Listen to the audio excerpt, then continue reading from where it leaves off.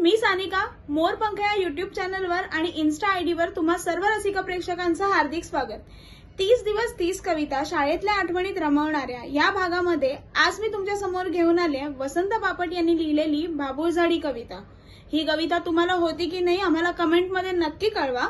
कविता अशी होती, अस्सल लाकूड बक्कम गाठ, ताठर कणा टणक पाठ, वारा खात गारा खात बाबूळ झाड उभेच आहे।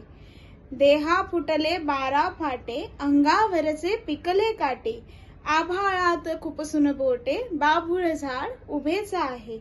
अंगावरची लवलव मिटली, माथ्यावरची हळद विटली, छाताडाची ढपली फुटली, बाबूळ झाड उभेच आहे। जगले आहे जगते आहे, काकुळतीने बघते आहे, खांद्यावरती सुताराचे घरटे घेऊन उभेच आहे, बाबूळ झाड उभेच आहे। कविता कशी वाटली हे कमेंट करून नक्की कळवा।